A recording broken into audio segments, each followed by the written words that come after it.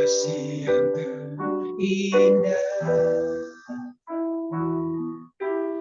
hati yang mulia, hanya kutemukan di dalam-Mu,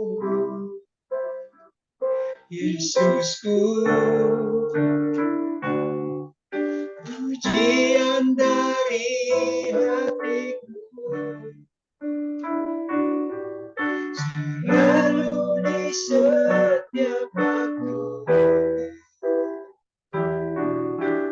tiada pernah berubah. Kasih-Mu karya terbesar, karya terkasih dalam hidupku. Pengorbanan-Mu yang selamatkanku,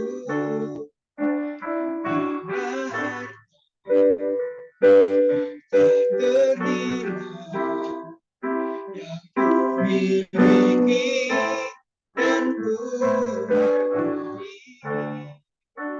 Yesus, Ku kagumi. Mari katakan dari awal, kasih yang terindah, hati yang mulia. Kasih yang terindah, hati yang mulia,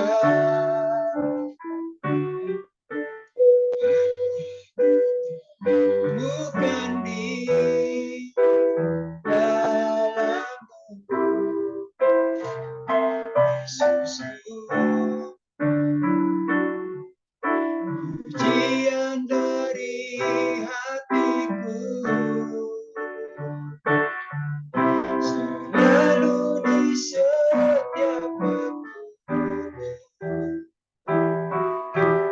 tiada pernah berubah.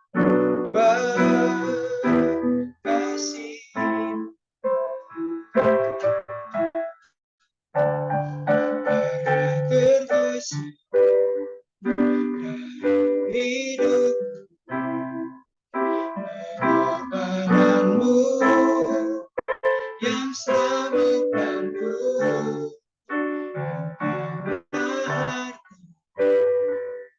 yang ternilai yang kumiliki dan ku hargai. Yesus, Ku kagumi karya terbesar dalam hidupku. Pengorbanan-Mu yang selamatkanku, Tuhan, tak ternilai yang kumiliki dan ku hargai. Yesus, Ku kagumi. Yesus, Yesus, Ku kagumi. Yesus, Ku kagumi. Haleluya. Terima kasih Tuhan,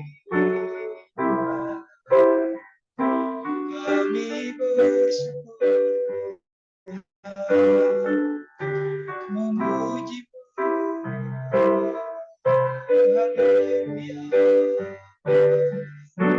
Yesus, sembah baik. Terima kasih.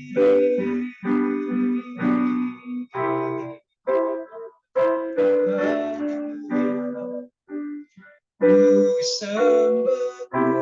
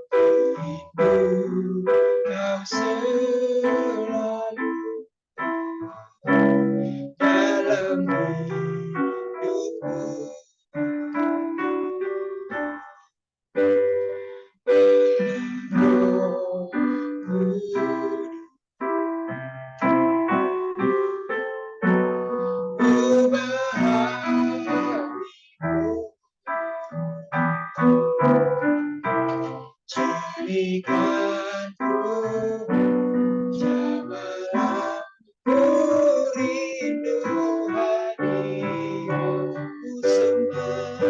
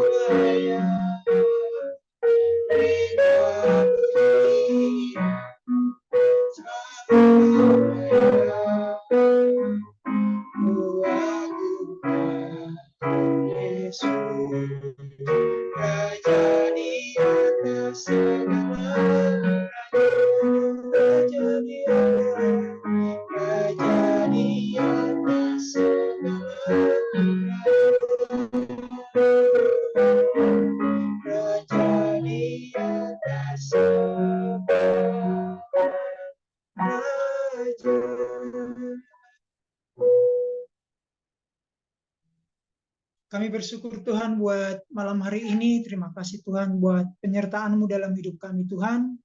Berkati Tuhan ibadah kami malam hari ini Tuhan. Kami serahkan kepada-Mu ya Tuhan. Berkati hamba-Mu yang akan menyampaikan firman-Mu sehingga kami diberkati. Dan ketika kami selesai beribadah Tuhan, iman kami kuat dan iman kami bertumbuh Tuhan. Terpujilah nama-Mu Tuhan Yesus. Hanya di dalam nama Yesus kami berdoa dan mengucap syukur. Haleluya. Amin. Serahkan kepada Ibu Edia. Ya. Ya, terima kasih ya buat Joshua. Ya, silakan Pak hambanya, Pak Nicholas.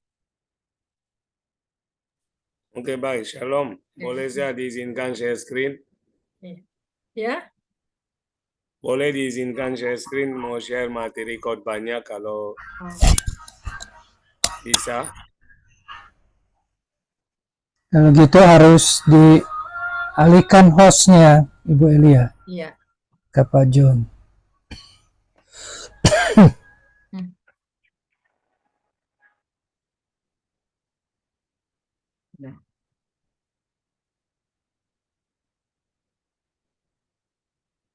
Oke. Oke, baik. Terima kasih. Izinkan saya share screen. Saya harap sudah tampil di depan. Hari ini saya akan share tentang bertahan dalam panggilan Tuhan. Jadi kalau bicara panggilan itu, seringkali banyak dari orang percaya tidak memahami. Semua mengetahui istilah panggilan, tetapi sedikit orang yang memahami apa yang terkandung dalam panggilan Tuhan.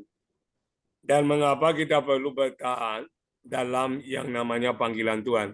Ini yang saya mau share hari ini sebagai perenungan yang terdapat di dalam Ibrani.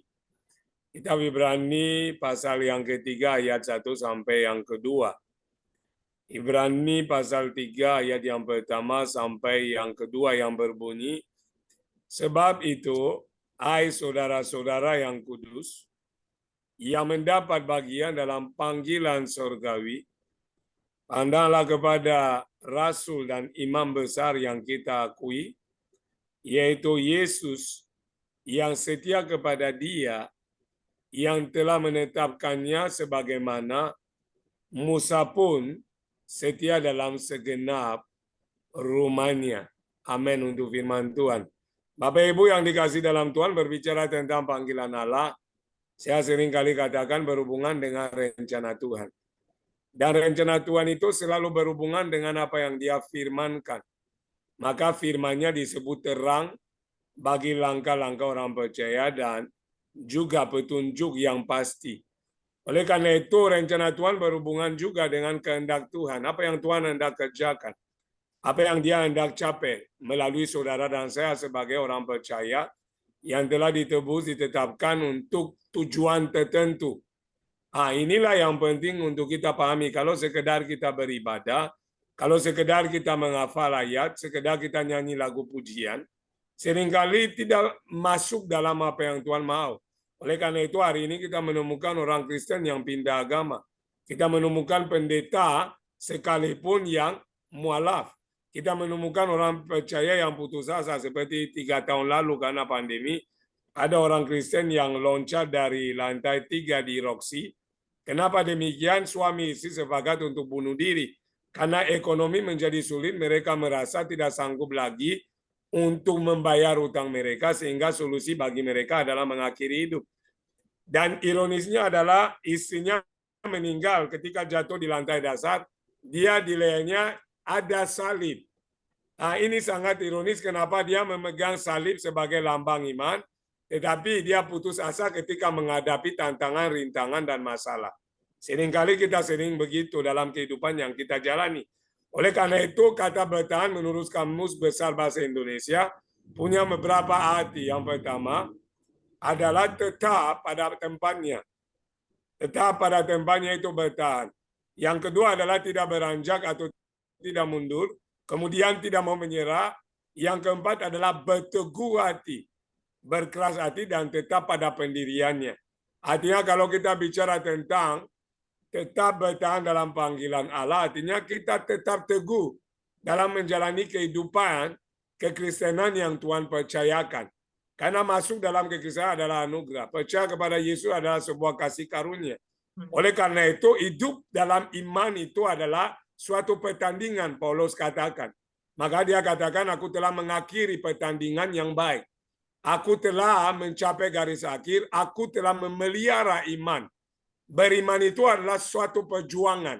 Itu bukan permainan. Itu adalah sesuatu yang kita harus kerjakan hari lepas hari dalam kehidupan yang Tuhan percayakan. Oleh karena itu, ini yang saya mau share. Kita harus tetap bertahan. Dan mengapa kita harus bertahan? Ada 2 alasan bagaimana saudara dapat bertahan dalam panggilan Allah. Karena hari ini kalau hanya bicara seperti saya sementara bicara terlalu gampang.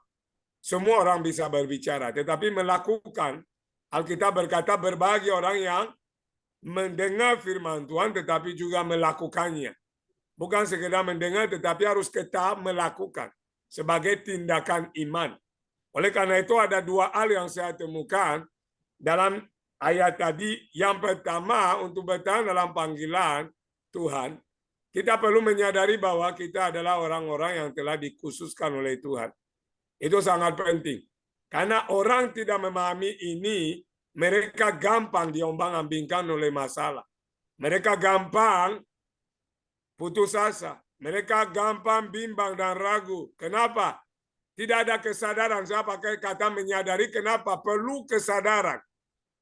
Dan orang Kristen banyak tidak sadar. Nyanyi lagu pujian itu cakep, tetapi pada hakikatnya tidak menyadari apa-apa. Namun, untuk bertahan dalam panggilan Tuhan yang kita perlukan yang pertama adalah menyadari kita adalah orang yang telah dikhususkan oleh Tuhan. Mari kita lihat ayat yang pertama dari pasal 3 tadi. Yang berbunyi, sebab itu, hai saudara-saudara yang kudus, catat dan garis bawahi kata kudus, yang mendapat bagian dalam panggilan sorgawi. Pandanglah kepada Rasul dan imam besar yang kita akui, yaitu Yesus. Jadi ada kata kudus. Apa arti kudus, saudara? Ayat ini berkata bahwa kita mendapat bagian dalam panggilan sorgawi. Artinya apa sederhana? Tuhan itu menjadikan saudara dan saya bagian dari rencana Tuhan. Artinya saudara itu orang yang istimewa. Sekarang kita melihat orang ribut, mau pemilihan presiden. Orang mau jadi calon, orang mau jadi menteri, mau jadi apalah. Mulai saling siku-menyiku. Kenapa? Menjadi bagian dari pemerintahan penting bagi mereka. Tetapi kita bukan dari sebuah presiden republik suatu negara. Kita dapat panggilan, kehargaan, keistimewaan. Ambil bagian dalam rencananya sorga. Bukan bumi. Dan yang mempercayakan bukan pendeta, bukan seorang ketua sinode, bukan evangelis, itu adalah Allah pribadi. Sehingga saudara dan saya perlu mulai melihat betapa khususnya, betapa istimewanya saudara dan saya. Maka kata kudus dalam bahasa Yunani artinya agios. Agios itu punya makna dikhususkan. Tidak bercacat celah secara moral. Orang umum menyebut itu santo-santo. Seperti dalam agama Katolik artinya orang yang dianggap suci. Dan saudara kudus itu tidak artinya saudara tidak punya dosa. Tetapi artinya saudara adalah orang yang dikhususkan untuk tujuan yang khusus pula. Saudara dapat suatu keistimewaan, privilege. Untuk apa? Menjadi alat yang mau digunakan Tuhan dalam rencana Tuhan yang besar. Oleh karena itu, kalau kita mulai menyadari kita adalah orang yang telah dikhususkan, orang yang telah diistimewakan, orang yang diberikan anugerah dan kepercayaan, tidak mungkin kita geser ke kiri atau ke kanan. Kita akan tetap kepada tujuan. Kita akan mencapai garis akhir seperti kata Paulus. Kita tidak akan mudah putus asa.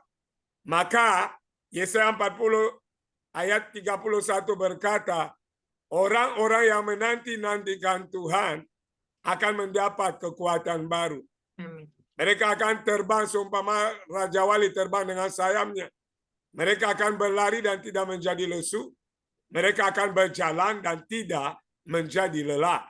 Artinya apa? Orang yang ada di dalam Tuhan yang memahami statusnya sebagai orang yang telah dikhususkan tidak akan tergoyahkan. Amin.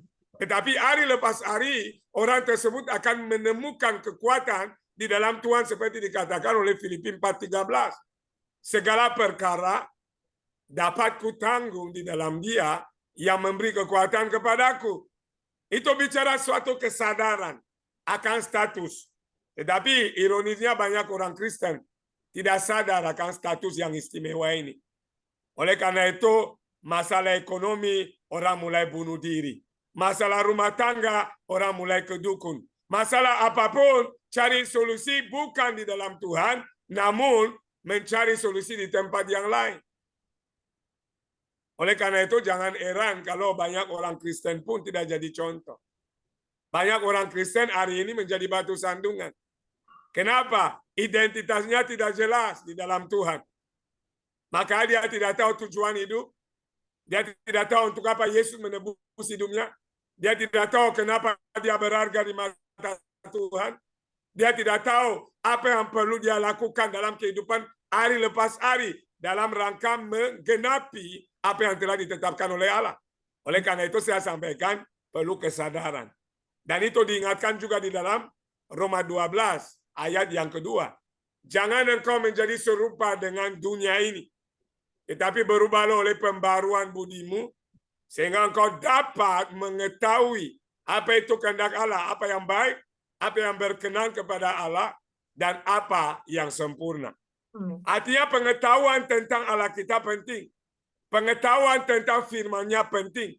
Pengetahuannya tentang status kita di dalam Dia penting. Pengenalan tentang tujuan hidup yang Dia tetapkan penting. Kalau tidak, kita adalah orang yang tidak akan bertahan menghadapi kehidupan. Jangankan panggilan Allah, kehidupan aja kita tidak akan bertahan. Kita akan diombang-ambingkan. Seperti Alkitab katakan, orang yang membangun rumah di atas pasir. Ketika ada badai datang, ada angin kencang, rumah itu akan ambruk, kerugiannya akan besar. Namun, orang yang membangun rumah atas batu karang yang teguh, yaitu Kristus, badai tetap datang, artinya orang percaya akan alami goncangan, akan alami pergumulan, akan alami masalah, akan alami tantangan. Tetapi karena berdiri atas batu karang, karena imannya teguh kepada Tuhan, saudara, Alkitab mencatat rumah itu akan tetap bertahan teguh. Oleh karena itu hari ini, apakah kita menyadari kita adalah orang yang spesial? Terlepas dari status sosial yang kita miliki hari ini, terlepas dari gender yang kita miliki hari ini, terlepas daripada status kekayaan atau kemiskinan yang kita miliki hari ini. Tetapi saudara, orang yang tahu identitas tidak lagi menilai dirinya terhadap apa yang dia miliki. Tetapi dia nilai dirinya terhadap apa yang firman Tuhan katakan. Dan firman Tuhan katakan, kita adalah biji mata Allah. Firman Tuhan katakan, kita adalah hamba-hamba Allah. Firman Tuhan katakan, kita adalah anak-anak Allah. Betapa istimewanya panggilan orang percaya. Namun apakah sudah dimaklumi, sudah dipahami, sudah dimengerti, sehingga kita berjalan di dalam panggilan itu? Itulah masalah yang perlu kita renungkan. Karena sangat penting. Maka bicara panggilan Allah adalah bagi mereka yang sudah mati terhadap diri sendiri. Untuk apa mati terhadap diri sendiri? Untuk hidup sepenuhnya bagi Kristus dan untuk kemuliaannya. Oleh karena itu Paulus berkata dalam Filipi yang pertama ayat 21, hidup bagiku adalah Kristus dan mati adalah keuntungan. Orang yang masih pikir tentang hidupnya bagaimana dari satu rumah jadi 2 rumah, dari mobil 1 jadi 10 mobil, daripada uang yang tadi 10 juta jadi 1 M. Kalau hanya sekedar itu, orang dari agama lain juga punya pandangan yang sama. Apa istimewa saudara kalau sebatas ini? Tetapi status kita tidak dapat dibeli dengan uang. Maka kita berkata bukan oleh emas dan perak, tetapi oleh darah yang mahal. Oleh karena itu, pahamilah bahwa saudara dan saya merupakan umat Allah yang khusus, yang spesial, yang istimewa, yang ditetapkan oleh Allah dalam rangka menggenapi panggilannya di bumi ini. Dan panggilan Allah itu mulia. Kita harus memuliakan Tuhan melalui hidup kita menjadi saksi. Sehingga melalui hidup kita, melalui pelayanan kita, melalui cara kita berbicara, cara kita berinteraksi, orang melihat terang Kristus terbit seperti fajar. Itu yang ditetapkan bagi kita. Tetapi hari ini kalau mau jujur kita lihat orang nggak mau gereja karena pendeta korupsi sampai ditangkap KPK. Kita lihat pendeta selingkuh cerai. Kita melihat banyak hal hari ini yang tidak terpuji yang digambarkan oleh pemimpin-pemimpin gereja. Oleh karena itu jadi perenungan bagi kita. Kita sudah sejauh mana ikuti panggilan Tuhan ini? Kita sudah sejauh mana terlibat di dalam rencana Tuhan yang indah ini? Kita sejauh mana sudah memberi korban hidup kita sebagai persembahan yang hidup, kudus dan berkenan. Seperti Roma 12 ayat pertama. Sejauh mana itu menjadi pertanyaan yang perlu kita renungkan bersama-sama hari-hari ini. Kalau saudara belum memenuhi ini, belum mengerti ini, saya pribadi meragukan kita hidup dan bertahan dalam panggilan Tuhan. Karena seringkali jangankan bertahan, masuk aja belum. Kenapa? Tanpa pemahaman saudara tidak bisa melaksanakan apa-apa. Makanya orang Kristen tidak boleh bodoh. Tidak ada orang Kristen yang bodoh. Kenapa? Orang Kristen punya hikmat Allah. Hikmat Allah membuat saudara mengenal Allah. Hikmat Allah membuat saudara mengenal firman Allah. Hikmat Allah membuat saudara mengenal pribadi saudara dan status saudara di hadapan Allah. Sehingga saudara akan hidup dalam panggilan Allah dan tetap bertahan apapun tantangan, apapun rintangan, apapun goncangan, saudara tetap berdiri teguh. Amin. Ini yang perlu kita renungkan hari ini. Sebagai poin yang pertama yang hendak saya share. Kemudian mari kita lihat poin yang kedua. Yang tidak kalah penting. Sebelumnya saya tunjukkan foto ini lebih dulu. Ini bukan pamer, itu saya. Mungkin berbeda hari ini lebih gemuk. Itu saya masih kurus. Kenapa? Saya olahragawan profesional. Saya pemain bola profesional kurang lebih di negeri ini 12 tahun. Saya main bola di kontrak minimal 800 juta setiap tahun di negeri ini. Saya main setiap hari Rabu, hari Minggu di TV. Orang beli tiket lihat di situ penuh. Kalau main ini 3:30, orang dari jam 10 sudah antri untuk masuk lapangan. Rebutan untuk masuk, untuk nonton saya main. Saya main di TV, saya diwawancara di TV. Dengan kata lain, dulu saya pernah alami status yang orang katakan artis.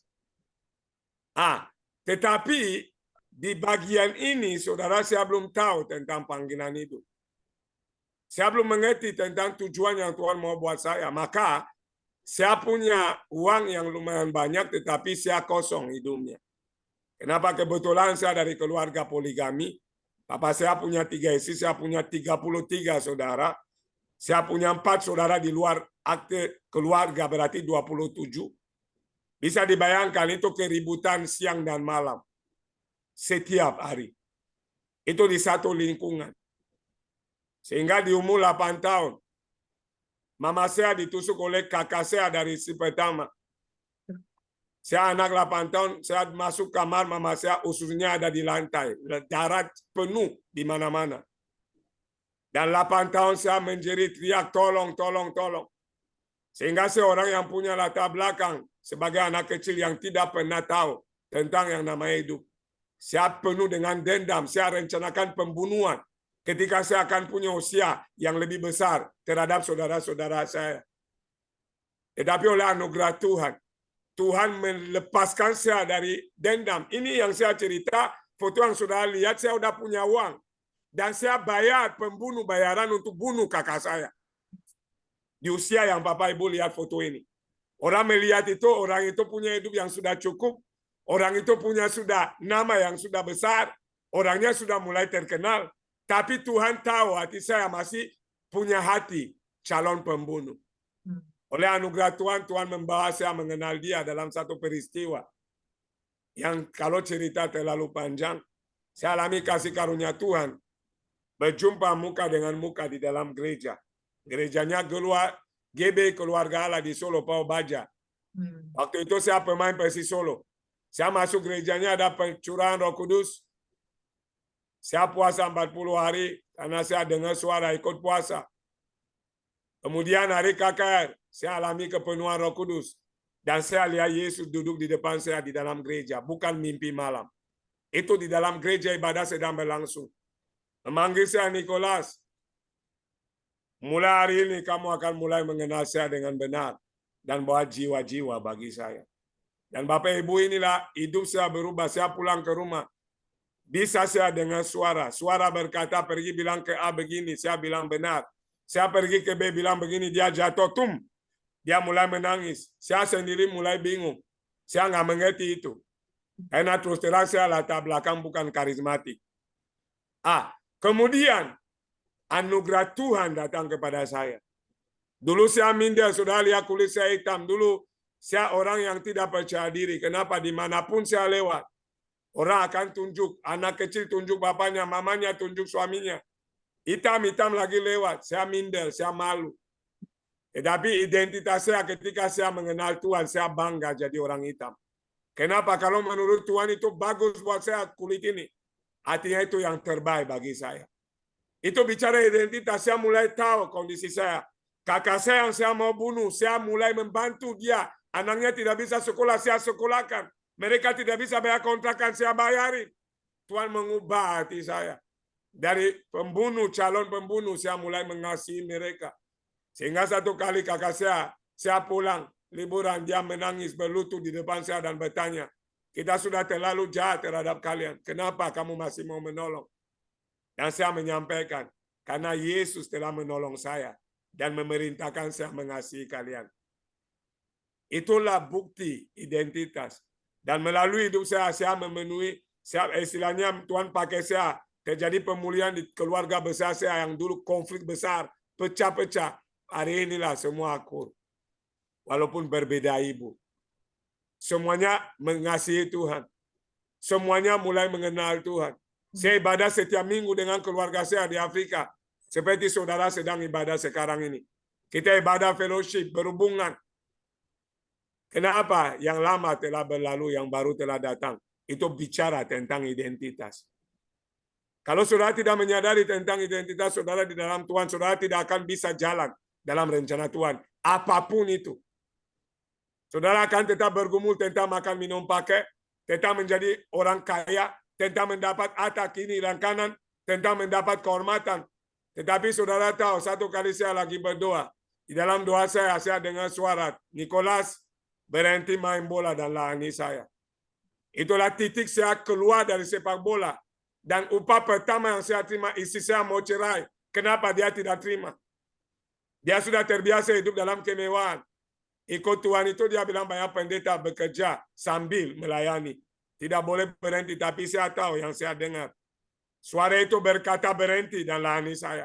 Detik itu saya berhenti. 1 tahun 4 bulan. Rumah tangga saya bermasalah. Tetapi Tuhan itu setia, dia memulihkan. Sampai istri saya sadar, dia menangis, akhirnya di situ dia izinkan saya masuk seminari, mulai belajar teologi untuk jadi seorang hamba Tuhan. Tidak mudah, tetapi itu yang saya bicara proses yang membawa kesadaran akan status yang khusus itu di hadapan Allah. Maka hari itu, ini sudah 14 tahun saya tinggalkan bola. Sepenuhnya sampai hari ini. Saya gembala, sudah 8 tahun. Saya tidak pernah sentuh perpuluhan gereja. Saya tidak pernah sentuh persembahan apapun. Saya jual tanah saya untuk gereja. Kenapa? Memahami panggilan Tuhan dalam hidup saya. Itu bicara status. Bagaimana Bapak hidup? Ya, Tuhan memelihara saya. Tuhan yang gerakin orang untuk berbelas kasihan, kadang kasih berkat. Anak saya tidak pernah lapar. Saya tidak pernah terlambat bayar sekolah. Saya tidak pernah berutang ke siapapun. Kenapa? Tuhan memelihara hidup saya. Ini bicara status. Maka mau COVID, mau tidak COVID. Mau kondisi buruk atau kondisi yang kita sebut baik. Saudara akan tetap berdiri dan bertahan dalam panggilan. Karena saudara tahu siapa Tuhan. Saudara tahu siapa saudara di hadapan Tuhan. Tidak ada yang akan goncangkan saudara. Ini adalah poin yang pertama. Sekarang mari kita lihat yang kedua dan terakhir. Bagaimana saudara saya dapat bertahan dalam panggilan Tuhan? Kalau yang pertama tadi harus menyadari bahwa kita adalah orang yang telah dikhususkan. Sekarang yang kedua adalah kita harus menyadari bahwa sebagai orang yang telah dikhususkan, kesetiaan itu merupakan atau adalah harga mati atau kewajiban.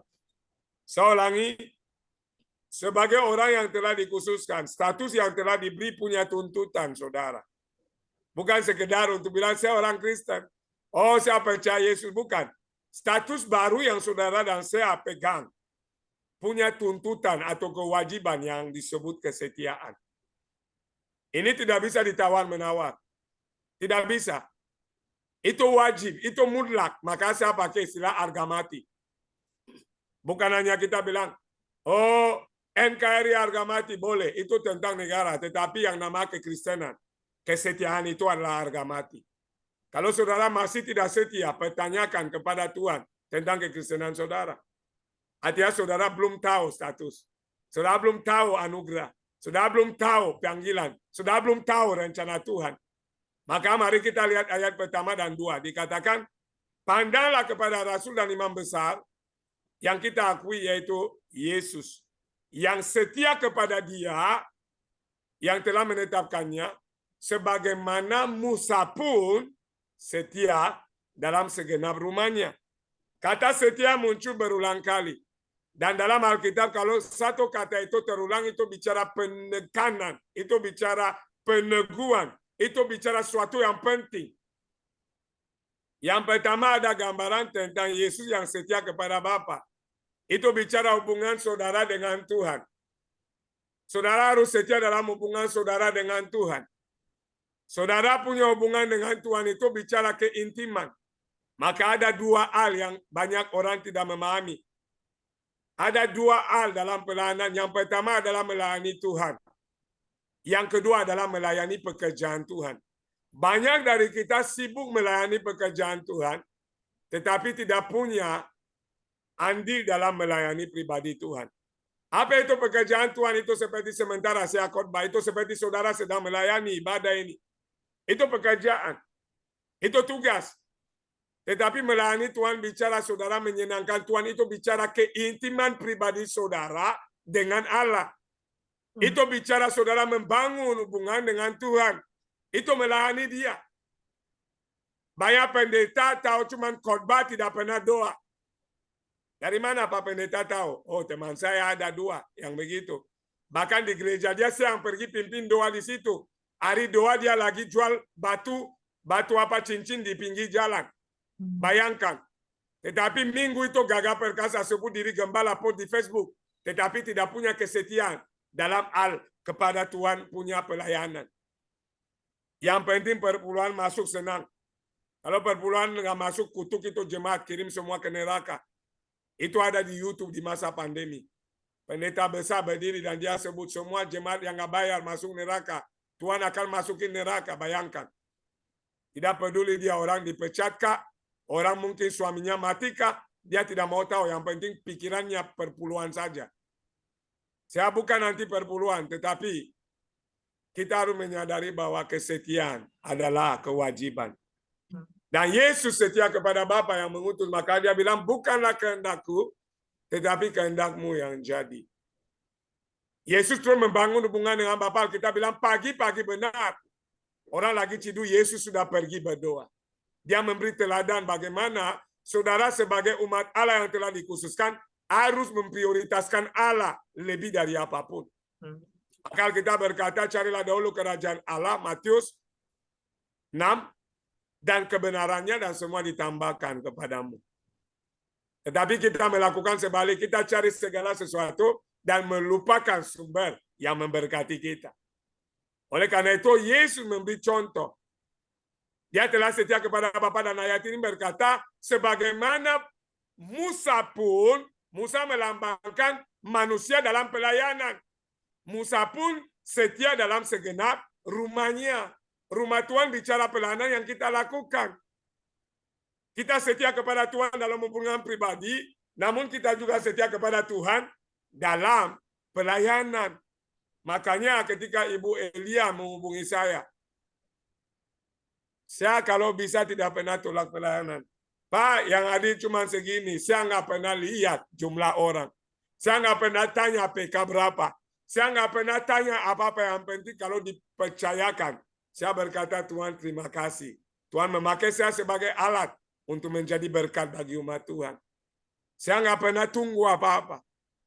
Kenapa? Saya harus setia kepada Allah yang telah mengkhususkan saya. Saya harus setia di dalam pekerjaan Tuhan, yaitu pelayanan yang telah Dia percayakan. Ini yang kita perlu pahami hari-hari ini. Jadi saudara tidak boleh mengabaikan yang namanya pelayanan. Maka saudara harus menunjukkan ketaatan, kesetiaan kepada Allah dalam hubungan pribadi, namun juga kesetiaan di dalam pelayanan yang Tuhan telah anugerahkan kepada kita melalui talenta karunia masing-masing. Kebetulan dalam anugerah Tuhan saya baru pulang dari Papua seminggu. Saya ada pelayanan di sana. Dan kalau saudara lihat orang Papua dalam keterbatasan mereka, yang bahkan tidak pakai baju kalau sudah naik di tempat saya layani di gunung. Wilayahnya disebut Deyai. Itu tempat di gunung dekat KKB.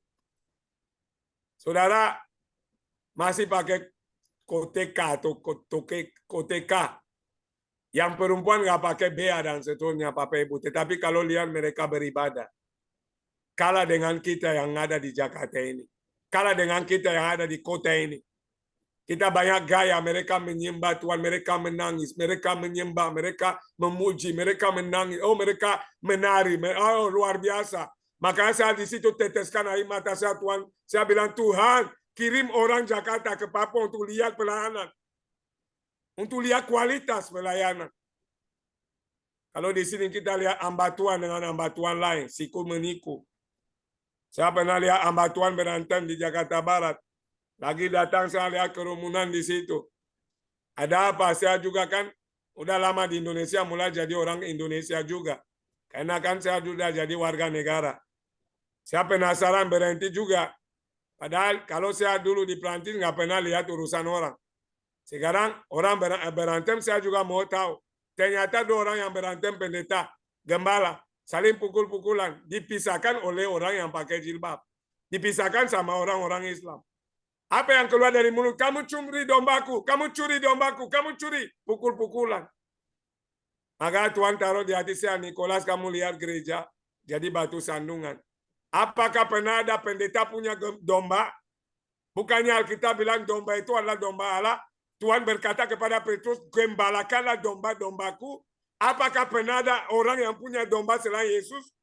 Sehingga kita harus ribut-ribut untuk kepentingan-kepentingan daging gitu kira-kira. Namun itu realita yang ada. Kita akan namakan pelayanan tetapi cari uang. Kita akan namakan pelayanan tetapi cari kehormatan. Kita akan namakan pelayanan tetapi cari hal tertentu. Motivasinya nggak benar. Tetapi jangan lupa Tuhan menyelidiki hati, Tuhan melihat, menguji batin.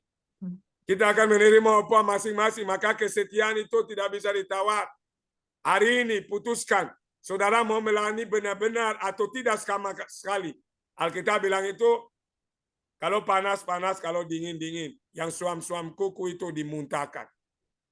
Maka saya sampaikan dimanapun saya diundang itu ke pendeta-pendeta seminar-seminar. Hari ini putuskan jadi hamba Tuhan yang benar. Atau sama sekali jangan jadi hamba Tuhan. Kenapa? Kesetiaan tidak bisa ditawar. Kesetiaan itu adalah ciri yang membuktikan iman saudara. Kenapa orang yang beriman pasti setia? Itu pasti. Tidak perlu banyak bicara, tetapi iman kita akan bicara sendiri.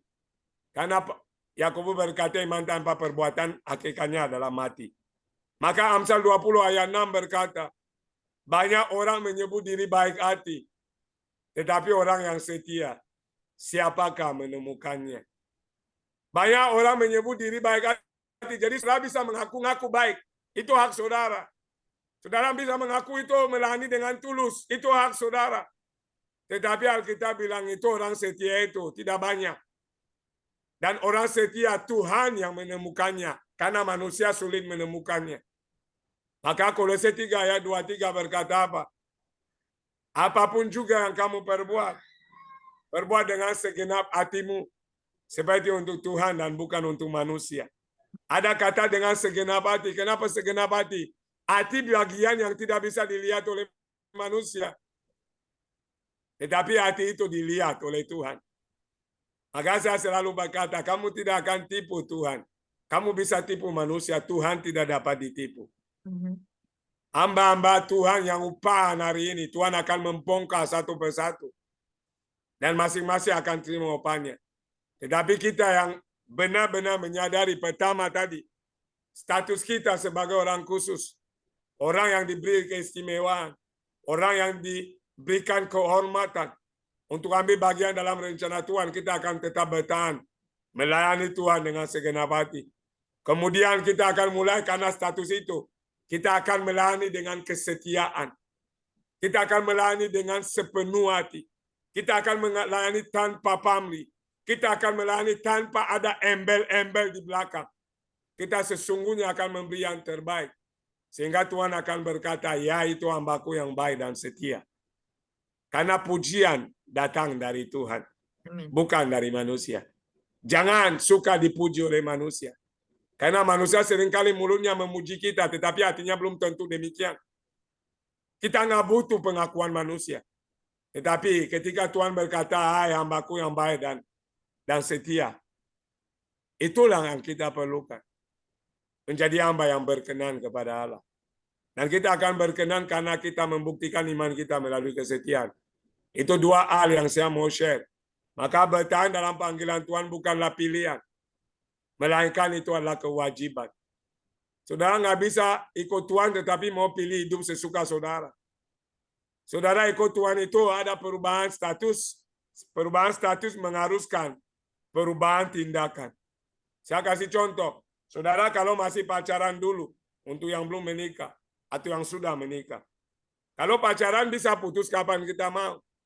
Kita bisa pergi cidul di teman seminggu, pulang setelah seminggu. Tetapi detik kita menikah, statusnya berubah. Tindakan harus berubah. Tidak bisa lagi keluar rumah sesuka kita. Tidak bisa lagi pergi seminggu, balik setelah seminggu. Kenapa? Status baru punya tuntutan yang baru. Kita dulu adalah hamba dosa, hidup dalam keinginan daging, sesuka kita. Setelah kita menjadi hamba kebenaran, kata firman Tuhan melalui iman, kita tidak punya pilihan lagi. Kesetiaan menjadi kewajiban kita. Itulah adalah bukti iman kita di hadapan Allah. Oleh karena itu, saudara tetaplah membuktikan iman melalui hidup yang berkenan, hidup yang dalam kesetiaan, hidup dalam kemurnian, hidup yang dipersembahkan sungguh-sungguh kepada Allah sebagai ibadah yang sejati. Roma 12 ayat 1. Persembahkanlah tubuhmu sebagai persembahan yang hidup, kudus dan berkenan kepada Allah, dan itulah adalah ibadahmu yang sejati. Ada kata kudus. Kudus itu artinya dikhususkan. Diulangi lagi. Jadi hidup orang yang telah dikhususkan tidak bisa sembarangan. Tidak bisa asal-asalan. Itu hidup yang berkualitas. Maka kita disebut imamat yang rajani. Benar kan? Imamat yang rajani. Sudah imam, raja lagi. Bangsa yang kudus. Umat pilihan Allah sendiri. Betapa istimewa kehidupan kekristenan. Namun hari ini dicemarkan oleh oknum-oknum tertentu. Yang berbicara tentang firman tetapi hatinya busuk. Yang berbicara tentang firman tetapi di belakang layar melakukan hal yang hina. Saya berdoa supaya dari kita yang hadir hari ini tidak ada yang demikian. Dan kita berdoa buat mereka yang melenceng. Supaya dalam anugerah Tuhan mereka diluruskan dan dibuat bertobat. Sehingga mereka tetap di dalam panggilan Tuhan. Saya jadi pemain bola tadi, berulang kali ditawarin untuk masuk agama saudara kita seberang. Dengan catatan saya dipanggil tim nasional Indonesia. Saya tidak pernah mau jual iman saya. Saya lebih baik menjadi orang yang tetap asing. Tetapi iman saya kepada Yesus adalah harga mati. Saya tinggalkan bola yang 800 juta per tahun saya terima. Hanya karena satu nama, Yesus Kristus. Sampai hari ini saya hidup. Rumah saya ini di kampung. Kalau dengar cadas itu di Tangerang, di arah Sepatan. Arah Mau, di ujung kolong sana, di dekat kampung rumah saya. Perumahan yang kampungan. Tetapi saya bersyukur boleh di kampung. Tetapi saya punya Kristus yang hebat.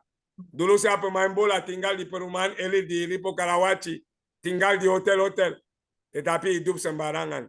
Lebih baik tinggal di kampung tapi hidup benar, setiap kepada Allah daripada hidup mewah, tetapi melenceng dari panggilan sorgawi. Itu yang saya bisa sampaikan dan saksikan. Saya harap menjadi berkat dalam keterbatasan saya.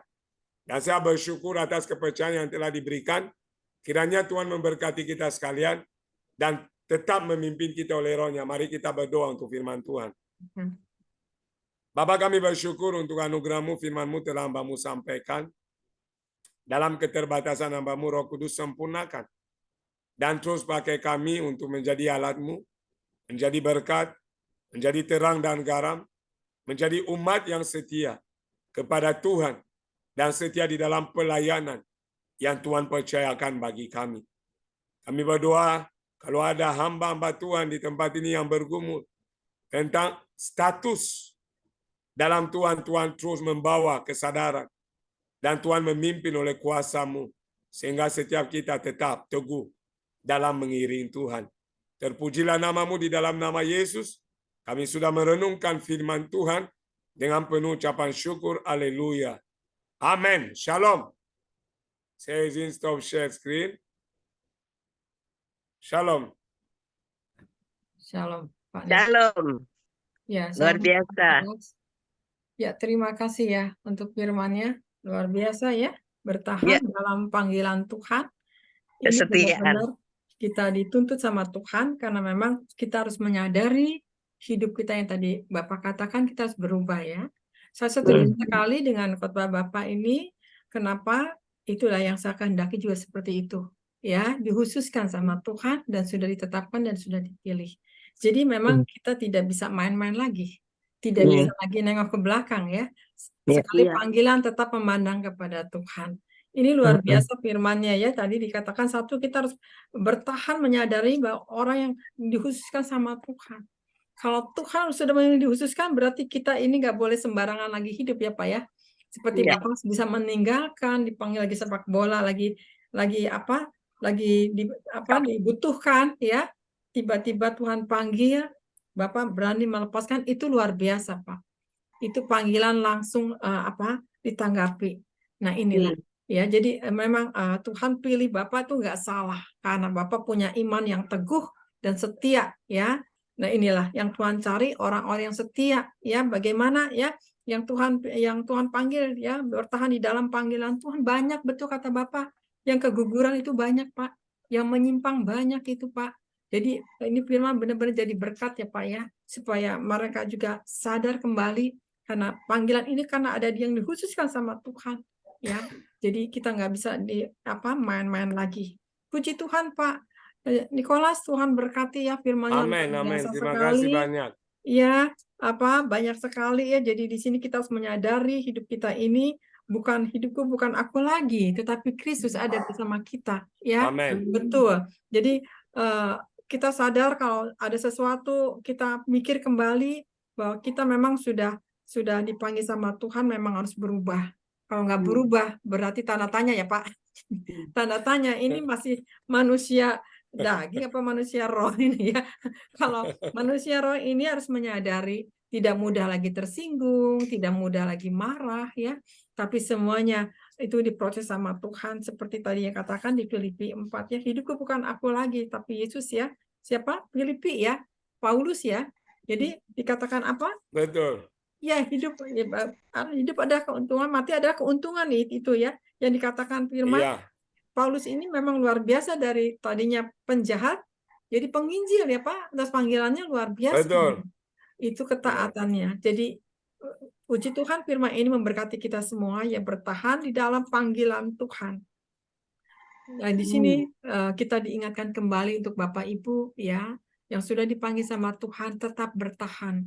Apapun goncangannya, apapun badai, apapun masalah hidup, apapun ekonomi, tetap bertahan atas panggilannya. Amin. Seperti tadi hambanya sudah memberkati, firman-Nya luar biasa, ya, diteguhkan, dikuatkan. Terima kasih Pak Nikolas ya, luar biasa. Ini sebagai hamba Tuhan ya, sebagai pendeta, gembala, daya penginjil juga. Ini komplit sekali ya bahasan ini. Tuhan pakai luar biasa.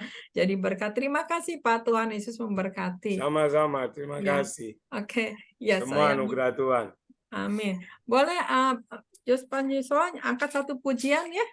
Angkat satu pujian, nanti saya minta Bu Ira untuk doa syafaat ya. Baik, Bu. Oke, silakan.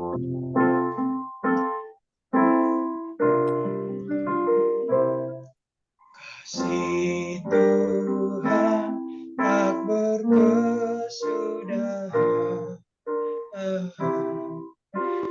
habis-habisnya rahmat-Nya, selalu baru setiap pagi, baru setiap hari, besar setia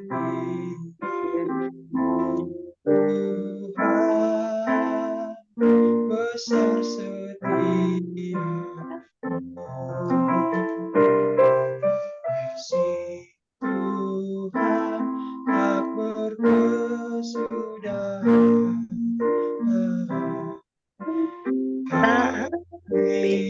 habis-habisnya rahmat-Nya,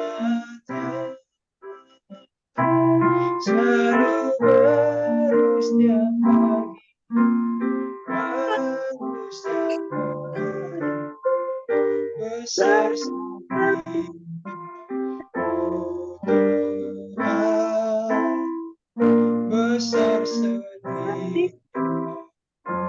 angkat sekali lagi Bapak Ibu. Satu Tuhan tak perlu sudah habis-habisnya rahmat-Nya,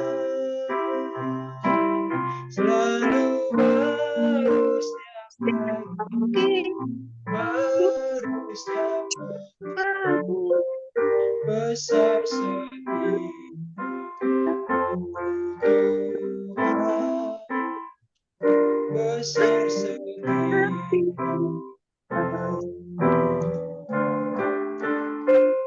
besar setia Tuhan,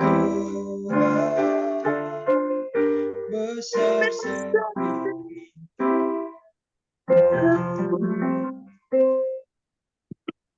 Silakan Bu Ira. Doa. Mari kita bersama-sama berdoa. Bapa di surga, di dalam nama Yesus yang kami sembah dan kami muliakan. Betapa bahagianya kami menjadi orang pilihan yang sudah dikhususkan memenuhi panggilan surgawi. Biarlah setiap kami menyadari bahwa kami harus tetap setia di dalam segala permasalahan kehidupan yang kami alami hari lepas hari sebagai manusia biasa. Tetapi ada roh Tuhan yang membuat kami sanggup bertahan, tidak memikirkan kehidupan kami sehari-hari, tetapi terus mengarahkan hidup kami kepada panggilan surgawi. Biarlah setiap kami hari ini Tuhan, terutama kepada hamba-hamba Tuhan yang sudah mendapat panggilan lebih daripada kami, membuat mereka itu dapat secara khusus dipakai dengan hebat karena penuh kuasa, tetapi juga jangan membuat mereka itu jadi batu sandungan. Kami berdoa untuk hamba-hamba Tuhan, para pendeta yang saat ini bertugas baik di kota-kota besar maupun di daerah-daerah terpencil. Mereka mampu dan sanggup bertahan karena ada roh Allah yang memenuhi hati mereka. Dan mereka sangat berupaya untuk mencari jiwa-jiwa diselamatkan bagi kemuliaan nama Tuhan. Begitu banyak Tuhan saat ini setiap hari kematian tiba-tiba bagi orang-orang yang percaya maupun tidak percaya.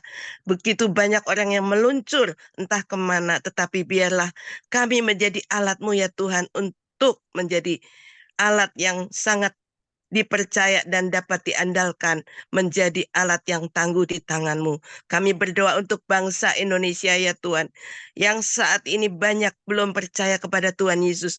Biarlah bertekuk lutut mereka dan mulut mereka memuji-muji Tuhan, siapa yaitu Tuhan Yesus sebagai Tuhan dan Juru Selamat pribadi. Terima kasih Tuhan, kami percaya Indonesia akan dipulihkan, Indonesia akan diberkati, karena banyak anak-anak Tuhan yang berdoa untuk pemerintahan Indonesia yang sebentar lagi akan menghadapi pemilu. Biarlah Tuhan, kami dapat memilih karena Tuhan yang menaruh orang-orang yang Tuhan pilihkan kami untuk mencoblosnya nanti. Terima kasih Tuhan, kami percaya hamba-hamba Tuhan maupun kami orang awam mengerti apa dan rencana Tuhan untuk Indonesia. Terpujilah nama-Mu Tuhan. Saat ini Tuhan kami memberkati Ibu Elia yang sudah menjadi saluran berkat bagi setiap kami saat ini. Membuat kami mendapatkan makanan khusus firman Tuhan yang murni dan membawa kami kepada hidup yang kekal. Biarlah Roh Kudus saat ini terus-menerus membuat kami semakin teguh menanti-nantikan kedatangan Tuhan yang kedua kali dengan berjaga-jaga. Terpujilah nama Tuhan. Kami percaya setiap pergumulan itu tidak berdampak apa-apa bila kami ada di dalam kerajaan Allah yang tidak tergoncangkan. Kami percaya Tuhan melindungi, Tuhan mencukupkan apa yang kami butuhkan, dan setiap kami boleh memuji-muji dan selalu bersyukur, bersuka cita di dalam Tuhan. Haleluya. Amin. Amin. Terima kasih. Terima kasih. Ya, terima kasih ya buat Bu Ira ya. Mari untuk sebelum sharing Pak, kita minta doa kita doa berkat dulu ya. Kita angkat kedua tangan, kita doa berkat, nanti kita sharing. Mari kita sama-sama kita doa berkat. Mari kita angkat kedua tangan. Terima kasih Tuhan Yesus. Tuhan memberkati engkau dan melindungi engkau. Tuhan menyadari engkau dengan wajah-Nya dan memberi engkau kasih karunia. Tuhan menghadapkan wajahnya kepadamu dan memberi engkau damai sejahtera. Terimalah berkat dari Allah Bapa, Putra dan Roh Kudus, sampai Tuhan menjemput di atas awan-awan yang kedua kali. Mari saudara yang percaya kita katakan, amin. Tuhan Yesus memberkati. Amin. Ya, oke. Terima kasih ya buat Pak Nikolas ya. Tuhan memberkati. Mungkin ada sharing Pak Sama-sama, Nikolas. sama-sama. Untuk firman ini, kali di sini juga ada hamba-hamba Tuhan juga. Mungkin ada yang mau bertanya juga ya. Siap, siap. Ya, oke. Saya minta dulu saat ini, saya minta. Boleh mungkin Pak Robert, boleh mau bertanya Pak Robert? Silahkan. Tentang apa? Bertahan dalam panggilan Tuhan. Silakan Pak Robert. Iya, terima kasih Bu Elia, terima kasih juga Pastor John George Nicholas atas sharing firman-Nya. Saya sungguh diberkati sekali, penjelasannya cukup jelas tadi, bertahan di dalam panggilan Tuhan. Kalau menurut sudut pandang saya, bertahan dalam panggilan Tuhan itu adalah orang yang taat dan setia, terus bergumul, selalu dekat dan intim kepada Tuhan, maka Tuhan yang akan mengarahkan hidup seseorang. Pak Sehingga Hosnya seperti balik tadi, loh, Pak. ya, Hostnya udah seperti dikembalikan, Pak Nikolas? Kedengaran, Ya. kedengaran. ya, oke. Maksudnya hostnya udah dikembalikan ke saya? Oh, belum. Sebentar, sebentar. Ya, Iya. Maaf ya Pak Robert sebentar ya. ya, ya, oke, oke, Dikembalikan siap Bu. dulu. Aman.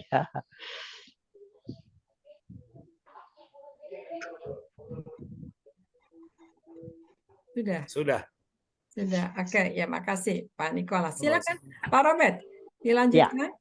Jadi tadi sudah jelas disampaikan oleh Pak Nikolas yang di Kolose 3:23 sampai 24 itu saya lihat ya kan, apapun juga yang kamu perbuatlah dengan segenap hatimu seperti untuk Tuhan dan bukan untuk manusia.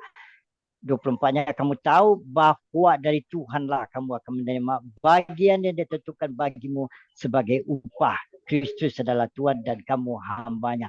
Jadi kalau orang sudah berpegang teguh dan selalu intim kepada Tuhan, maka Roh Kudus lah yang akan menuntun, membimbing serta mengarahkan orang itu apa yang baik, seperti di Roma 12 ayat 2 itu kan, apa yang baik dan berkenan kepada Tuhan. Roh Kudus yang membimbing dan mengarahkan seseorang itu, maka tidak akan terjadi hal-hal seperti yang tadi telah dibicarakan, sampai ada yang mau terjun dari lantai sekian ke bawah, mengakhiri hidupnya. Itu adalah